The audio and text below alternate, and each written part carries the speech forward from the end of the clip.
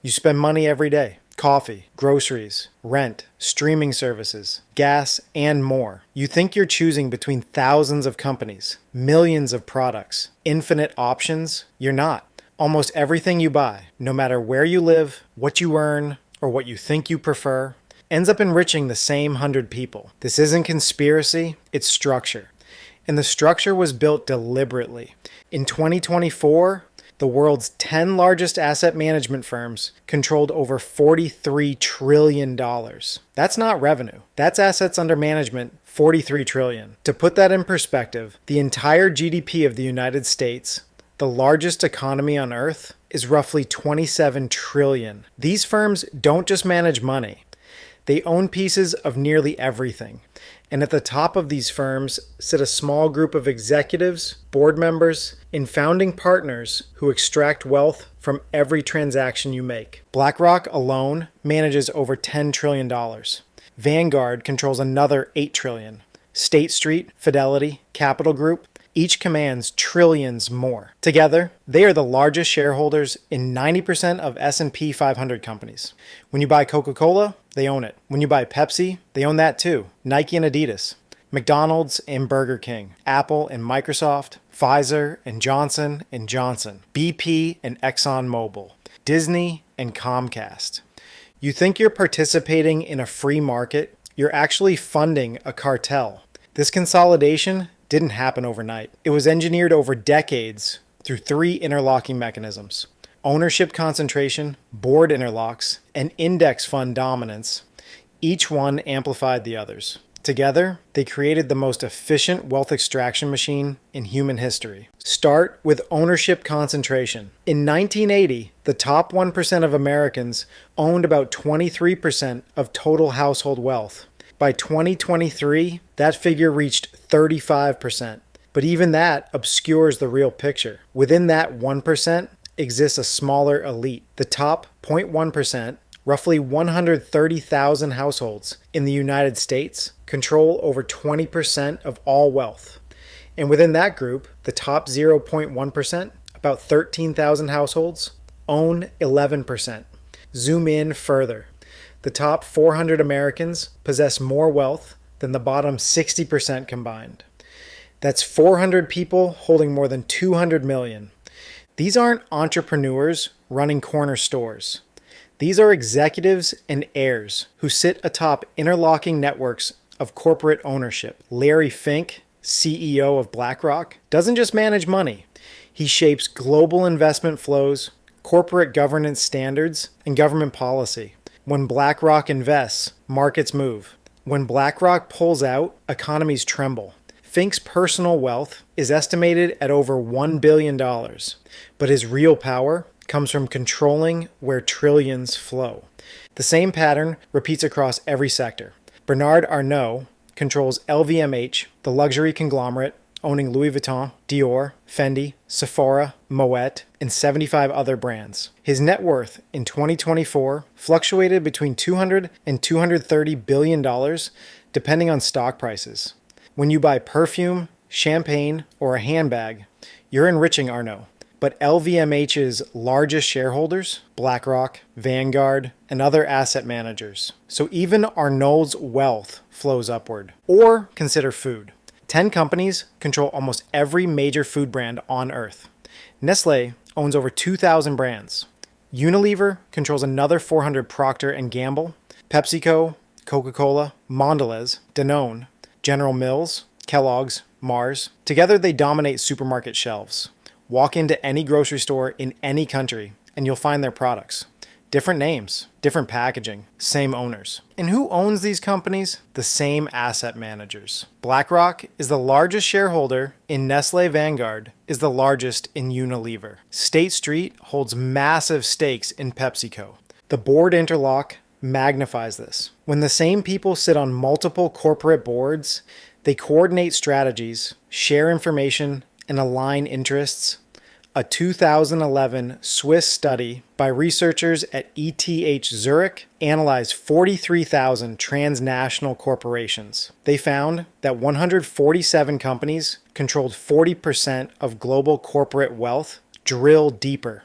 and a super entity of just 50 companies emerged at the core. Nearly all were financial institutions. The study revealed that board members of these firms sat on each other's boards, creating a web of interconnected power. Larry Fink serves on the Council on Foreign Relations. Former BlackRock executives hold positions at the U.S. Treasury, the European Central Bank, the Bank of Canada.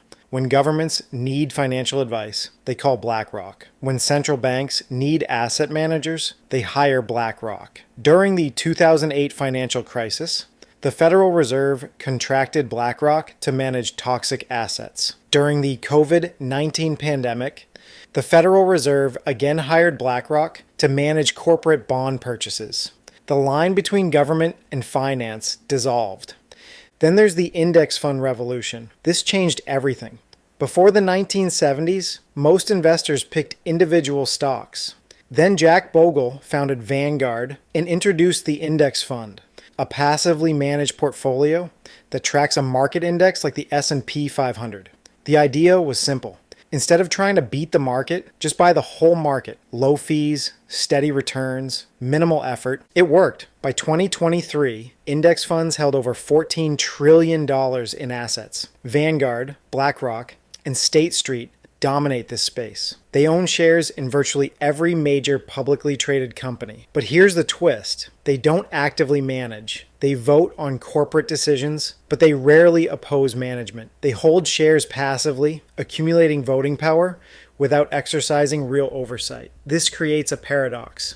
The largest shareholders, the ones with the most power to hold executives accountable, have no incentive to do so. Why? Because asset managers make money from fees, not performance. As long as assets under management grow, they profit. Whether companies perform well or poorly becomes almost irrelevant. This has consequences. Corporate executives, insulated from shareholder pressure, award themselves lavish compensation packages. In 1980, the average CEO to worker pay ratio in the US was about 30 to 1. By 2023, it exceeded 350 to 1. Median CEO compensation at S&P 500 companies in 2023 was over $16 million. Meanwhile, real wages for the median American worker have barely moved since 1980. Adjusted for inflation, the median hourly wage in 2023 was roughly the same as it was in 1979. This isn't accidental. It's the result of deliberate policy choices. In the 1980s, governments across the Western world embraced neoliberalism. Deregulation, privatization, financialization. The idea was that markets, left alone, would allocate resources efficiently. Wealth would trickle down. Growth would lift all boats. It didn't. Wealth concentrated. In 1980, financial sector profits in the US accounted for about 15% of total corporate profits. By 2023, that figure approached 30%. Finance didn't just grow, it cannibalized. Manufacturing declined, unions weakened, labor's share of GDP fell. In 1970, labor captured about 64% of GDP. By 2023, it had dropped to under 58%. The missing share went to capital, to shareholders, to executives, to asset managers.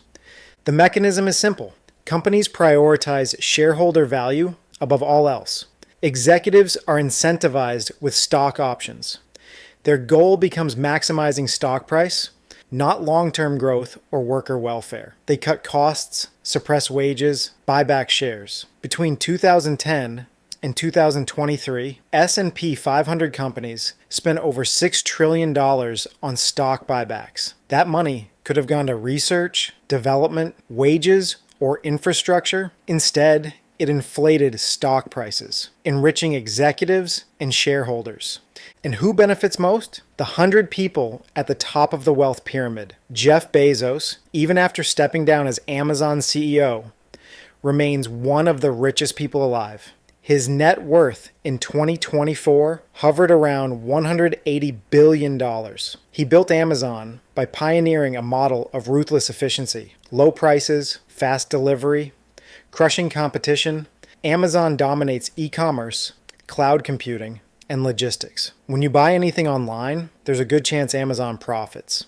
If not directly, then through AWS, the cloud infrastructure powering a third of the internet, Bezos himself benefits from every transaction, every subscription, every click. Or look at Elon Musk. His wealth, depending on Tesla's stock price, fluctuated between $200 and $270 billion in 2024. He controls Tesla, SpaceX, Neuralink, The Boring Company, and X, the platform formerly known as Twitter. His companies dominate electric vehicles, space exploration, and social media. When governments subsidize green energy, Tesla profits. When NASA contracts private launches, SpaceX profits. When advertisers spend on social platforms, X profits.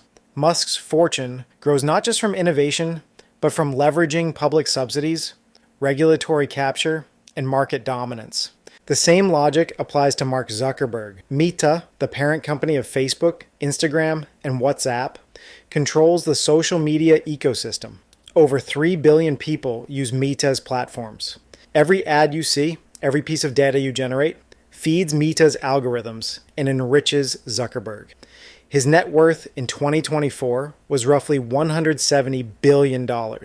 Meta's business model is surveillance capitalism, extracting behavioral data, predicting desires, selling attention to advertisers. You don't pay for the product. You are the product. This isn't limited to tech. The pattern holds across every industry. In pharmaceuticals, companies like Pfizer, Moderna, Johnson & Johnson dominate their largest shareholders: BlackRock, Vanguard, State Street. When you buy medicine, you enrich pharmaceutical executives and asset managers. In energy, companies like ExxonMobil, Chevron, BP, and Shell control global oil markets. Again, the largest shareholders are the same asset managers. When you fill your gas tank, you fund the same network. Even in retail, consolidation reigns. Walmart, Amazon, Target, Costco, these companies dominate. Small businesses collapse. Local stores close. Communities lose economic autonomy. The wealth generated in local economies flows to corporate headquarters, then to shareholders, then to the top 100. The housing market tells the same story. In the aftermath of the 2008 financial crisis, institutional investors bought foreclosed homes at bargain prices. BlackRock, through its real estate arm, became one of the largest landlords in the United States. Invitation Homes, Blackstone's residential rental company, owns over 80,000 single-family homes. When families rent, they enrich Wall Street. Housing, once a pathway to middle-class wealth, became an asset class for investors. Rent has skyrocketed. In major U.S. cities, median rent increased over 40% between 2010 and 2023. Home ownership rates for young people plummeted. The dream of owning property, the foundation of intergenerational wealth, evaporated for millions. Meanwhile, institutional investors extract rents, raise prices, and maximize returns. This system sustains itself through political capture. Wealthy elites fund political campaigns, lobby for favorable legislation, and ensure policies serve their interests. In the U.S., campaign finance laws allow unlimited corporate spending through super PACs. The 2010 Citizens United Supreme Court decision opened the floodgates. Billionaires and corporations now spend billions influencing elections. In the 2020 presidential election cycle, total spending exceeded $14 billion. By 2024, that figure approached $18 billion. This money buys access, influence, and outcomes. Tax policy tilts toward the rich. The 2017 Tax Cuts and Jobs Act slashed the corporate tax rate from 35% to 21%. Wealthy individuals saw capital gains taxed at lower rates than ordinary income. The result? A massive transfer of wealth upward. The Congressional Budget Office estimated that the tax cuts added nearly $2 trillion to the federal deficit over a decade. That debt will be paid by future generations while the benefits accrued to the top.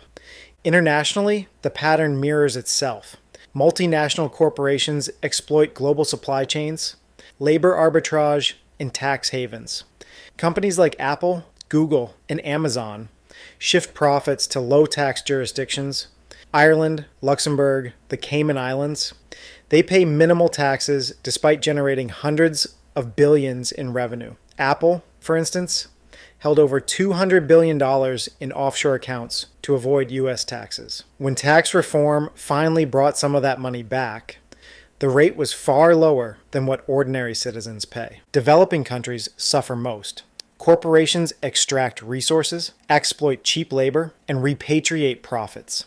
Local economies receive minimal benefit. When Nike manufactures shoes in Vietnam, Vietnamese workers earn a few dollars a day, while Nike executives and shareholders capture the bulk of the value. When mining companies extract minerals in Africa, local communities see environmental destruction and poverty, while profits flow to shareholders in New York and London. This extraction is enabled by international institutions. The International Monetary Fund and World Bank, dominated by wealthy countries, impose structural adjustment programs on developing nations.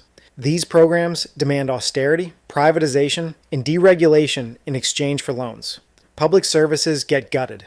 State assets get sold to foreign investors. Wealth flows upward and outward. By 2023, developing countries owed over $11 trillion in external debt. Debt service consumes resources that could have gone to education, healthcare, or infrastructure. The system is self-perpetuating. Wealth generates more wealth. The rich invest in assets that appreciate: stocks, real estate, private equity. The poor spend on necessities: rent, food, utilities. The former accumulates, the latter evaporates. A 2018 study by economists Emmanuel Saez and Gabriel Zucman found that wealth inequality in the U.S. had returned to levels not seen since the 1920s. The eve of the Great Depression, the top 0.1% owned nearly 20% of all wealth. The bottom 90% owned less than 25%. This concentration of wealth translates to concentration of power. Political scientists Martin Gilens and Benjamin Page analyzed 1,800 U.S. policy decisions between 1981 and 2002. Their conclusion: economic elites and business groups have substantial impact on government policy, while average citizens have little to none democracy in practice, functions as oligarchy. Policies reflect the preferences of the wealthy, not the majority. The consequences are visible everywhere. Infrastructure crumbles. Public education deteriorates. Healthcare remains inaccessible for millions. Climate change accelerates, while fossil fuel companies, backed by asset managers, block meaningful action. Social mobility stagnates. The American dream, the idea that hard work guarantees upward mobility, fades. A child born into the bottom 20% of earners in the U.S. has less than a 10% chance of reaching the top 20%. In Denmark, that figure is over 25%. Yet the system persists because it benefits those with the power to change it. Politicians depend on wealthy donors. Media companies, owned by conglomerates, frame narratives that serve elite interests. Dissent is marginalized. Alternatives are dismissed as unrealistic. The status quo calcifies. But history offers perspective. Every system of concentrated power eventually faces reckoning. The Roman Empire fell. Feudalism collapsed. Colonial empires dissolved. The Gilded Age ended with Progressive Era reforms. The Great Depression led to the New Deal. The question is not whether this system will change, but when, how, and at what cost. The same 100 people who benefit from every transaction you make also depend on the system's stability. If inequality becomes unsustainable, if social cohesion fractures, if trust in institutions evaporates, their wealth becomes meaningless. Money only has value within functioning societies. Collapse doesn't spare the rich. Already, cracks appear. Populist movements rise across the political spectrum. Trust in governments, corporations, and media plummets. Climate disasters intensify, migration pressures build. Geopolitical tensions escalate. The post-World War II order, which enabled this concentration of wealth, frays.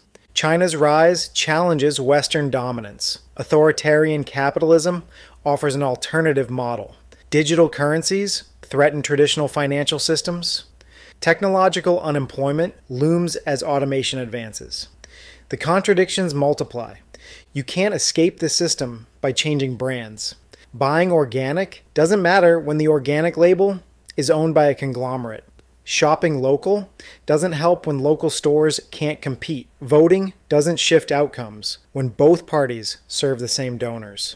The structure is too entrenched, too pervasive, too embedded in the architecture of modern capitalism. So what happens when everyone realizes the game is rigged? When the bottom 90% understand that no matter what they buy, how hard they work, or which choices they make, the same 100 people win? When the illusion of choice becomes too obvious to ignore? History suggests that concentrated power doesn't relinquish itself voluntarily. It requires pressure. Social movements, political upheaval, systemic crisis. The question facing this generation is whether change comes through reform or collapse, through deliberate restructuring or chaotic breakdown. Every purchase you make is a vote in a system you didn't design and can't control. Every transaction enriches the same 100 people. They didn't ask your permission. They don't need your consent. They've built a machine that runs on your participation, and it will keep running until something breaks it. The only question left is, what breaks first?